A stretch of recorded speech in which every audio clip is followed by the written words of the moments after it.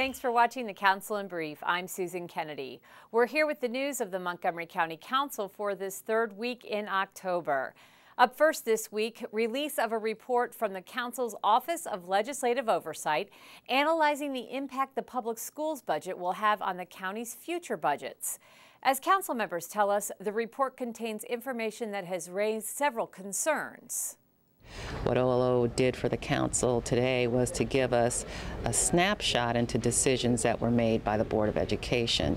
It's really hard when you're just looking at numbers. You need to know what is meant behind those numbers. And so they laid out lots of ways that the Board of Education could have reached other conclusions or made other decisions other than the ones that were made last year, which resulted in 2 raises for teachers in 1 year, while at the same time county government employees were given a lump sum, did not go into the base. I hope that, again, the state legislature over time will consider the unintended consequences of locking us in maintenance of effort the way in which it has. We are historically and continue to want to be very generous to our school system. Our school system is so terribly important to us, but the rigidity of the law now is such that we're going to have to be more conservative in terms of meeting our maintenance of effort or exceeding our maintenance of effort, more importantly.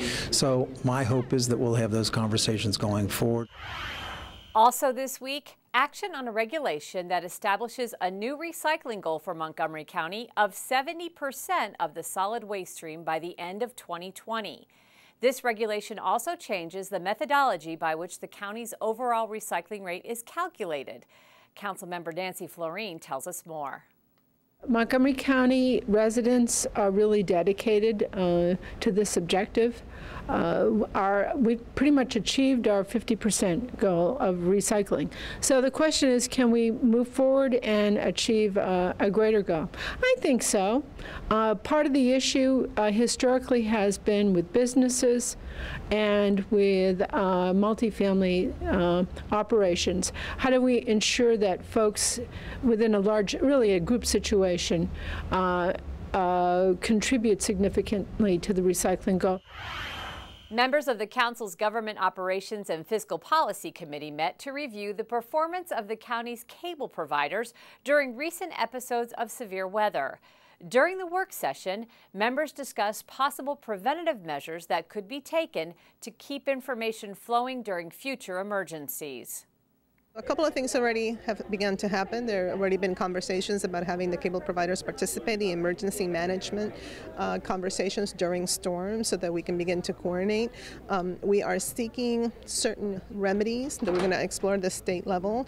One of them would be to see if we can require, but of course for this we need state action, require that there be a post-storm report, just like PEPCO has to provide to us, so we can examine what is the plan for restoration.